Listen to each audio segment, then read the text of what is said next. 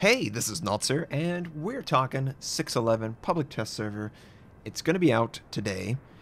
6.11 is a significant change to the game. It will absolutely change the way the game is played. And let's discuss what they're changing. So, smoke, inertia fuse high explosive, and not radar are getting adjusted. Why did I say not radar? Well, I discussed the potential that radar, smoke, and inertia fuse about a month ago would receive a change. And Wargaming decided to not change radar. Their initial idea was radar would scale based on the target you're trying to detect.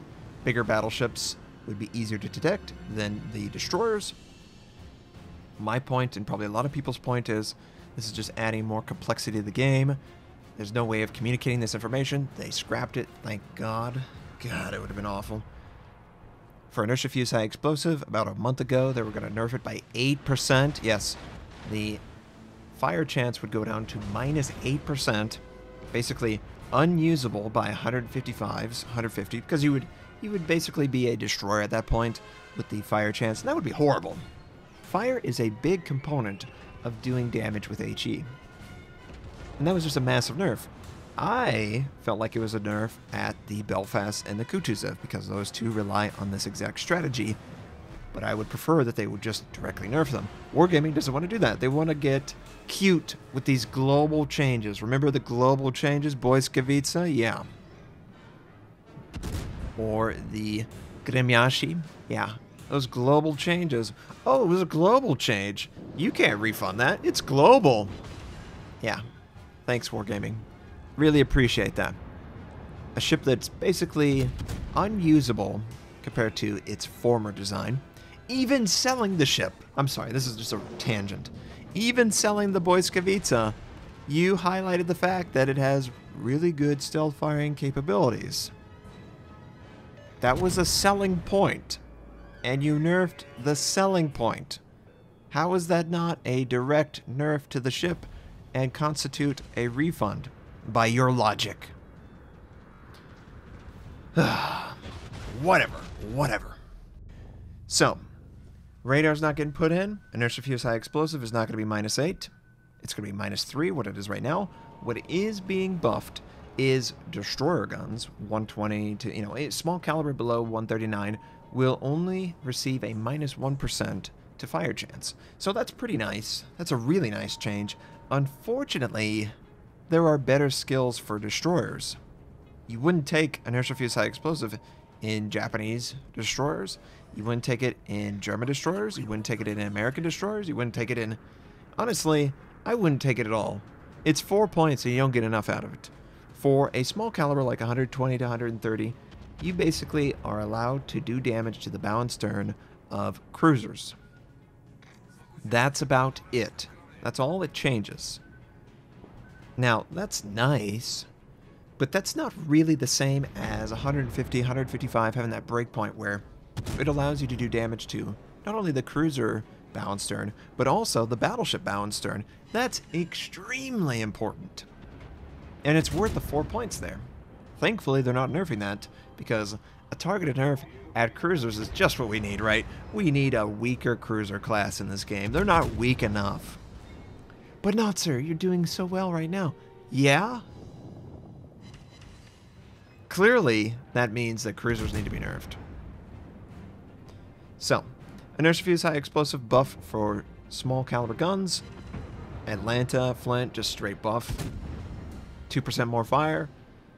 You might see that played more often. Does this mean that they're going to introduce more really small caliber guns? Could this mean that we see maybe an even smaller gun than 150 on light cruisers? I don't know. Maybe. But I don't really see it actually being used by any destroyers right now in the game. It's just too expensive. 4 points is a lot. It's a lot of points to ask someone to spend. On my Soviets, I would rather have survivability expert, superintendent, basic firing training, concealment, advanced firing training. You're not going to get me to get out of advanced firing training, although I think that would make it a healthier environment. Let's face it, the Hobodovsk power comes from being able to fire its guns and be just far enough away that it's hard to hit unless you're a Moskva because of high velocity. Either way, it's nice that it's getting adjusted. It's giving it more value when it doesn't really have enough value right now to justify it outside of very tiny calibers. Very, very specific caliber window. So I'm cool with the inertia fuse high explosive buff, because I really don't feel any sympathy for battleships right now. And anything that buffs power against the battleship, I am 100% on board with. A lot of players are like, oh god, turn Notser off right now. Man, he really craps on battleships. I just want every class evenly represented. I want the idea that the battleship is weak to the destroyer, the cruiser is strong against the destroyer, the battleship is strong against the cruiser. Now, I do believe that mistakes should be punished, but let's face it, a cruiser's mistake is death. A battleship's mistake is health lost. How is that fair? Yeah, it's a little too harsh for cruisers. Just saying, just saying. Another change that they will be testing on the public test server is smoke stealth firing. So anyone who wasn't with the game when stealth firing existed, stealth firing is basically the idea that you can damage a target and remain undetected.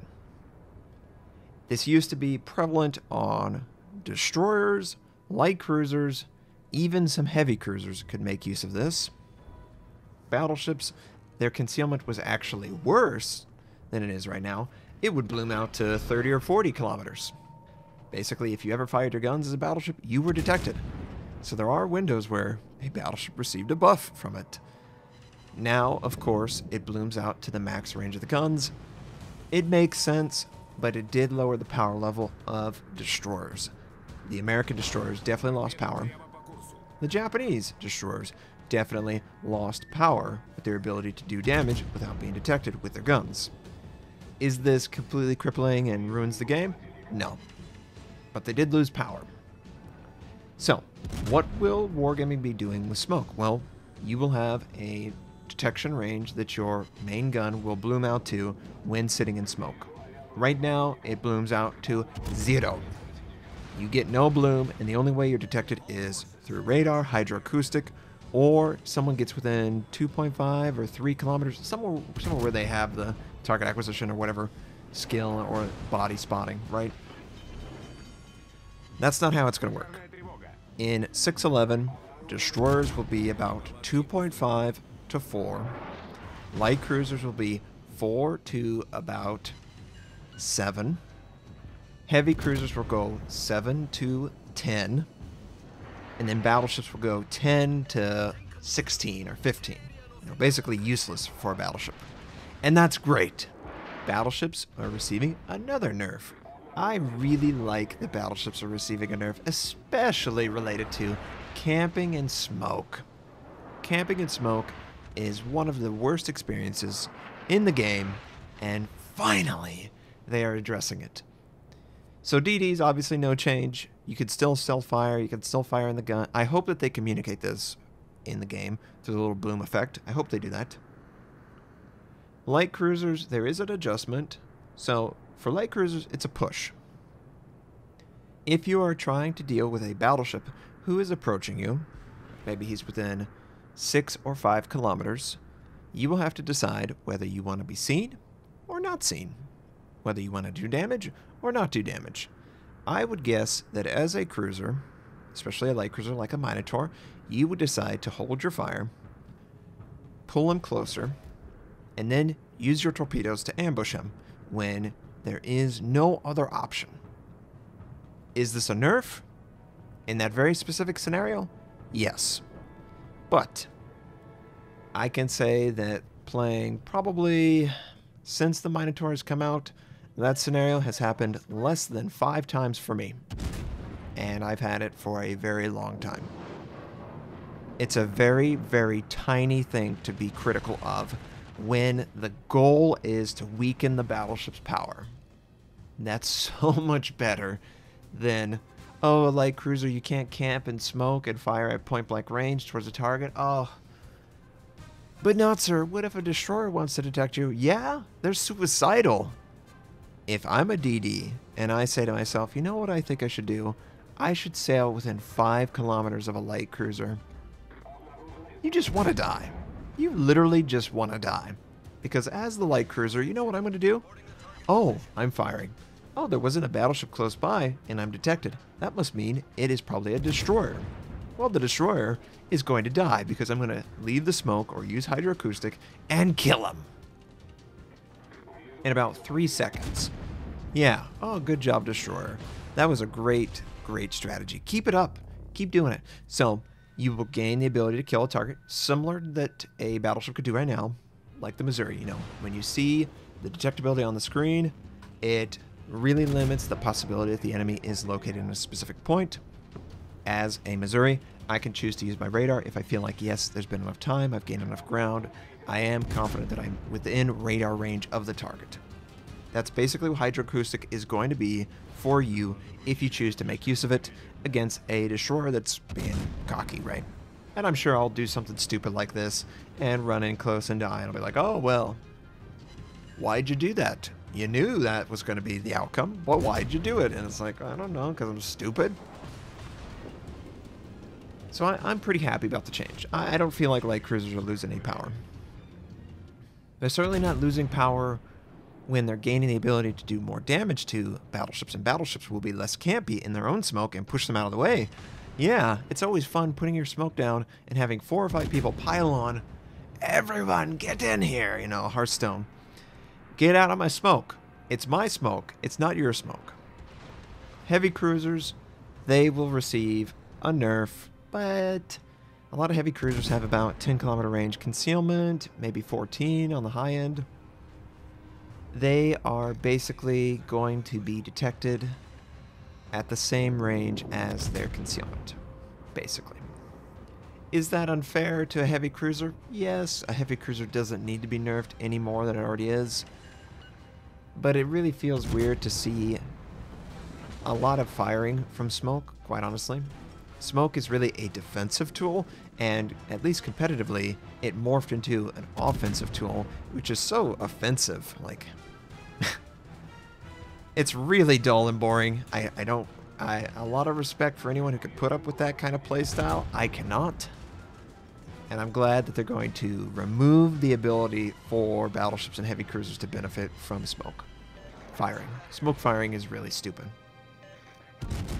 I would honestly like to see it go away for the destroyer class too, and the light cruisers, but that's a bigger topic. I just think that it doesn't make any sense. Firing from smoke. Nobody would do that in real life. Smoke is a defensive tool to screen from the enemy. And it just causes people to stay back, avoid the area because they don't have a tool to solve the problem. But if smoke didn't exist for destroyers, they would absolutely be the worst class by far in the game. And if they couldn't attack from it, whoa. Yeah, it would be a real shit show. And I love DDs. They're my favorite class. So I don't want them to be any weaker than they already are. And the radar change, not coming. Thank God they're not putting the radar change in. Radar will still be 9.5 for Americans, 11.1, 11.5 for the Soviets. And basic idea is if you're within that range and it is a North Carolina, not North Carolina, a New Orleans and Missouri, you can expect radar to be used. If it's been used recently, you can communicate that to your team. It's good that they're not changing radar. It was a really convoluted solution. Yes, it makes sense that radar could detect larger ships at longer range, but it needs to be done automatically so you don't have to consider all these different values. You basically should sail with a little spreadsheet up, and every single time you load into a match, it should tell you the potential concealment of every ship, the potential range of the guns, the potential torpedoes. This is all things you can learn, and obviously it makes you a better player. But there's so many different ranges for everything. I'm really hoping that the smoke change is placed in the, is it detectability or concealment section of the stat screen. So you basically have the ship's concealment on the surface, the ship's concealment aerial, and the ship's concealment in smoke while firing. And I hope that's just visible for everyone to see, and I hope we can easily calculate this and it's not some crazy number that just comes out of thin air. And that's what 6.11 mostly is. There's going to be clan changes too. I can't say that I have a clan per se. We do have the Wargaming clan that I'm a part of. No, I don't really care about clan. I don't have the time to do clan stuff. I've got my World of Warship guild. I play Overwatch with my girlfriend. I don't have time to manage a clan, and I don't care. Sorry. But it's great for people who do. And I can't wait for you guys to have more tools to have fun.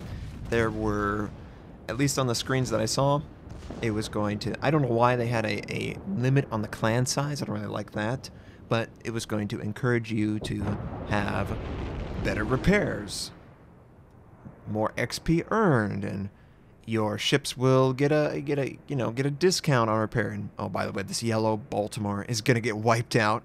He should have kept moving. Should have kept moving.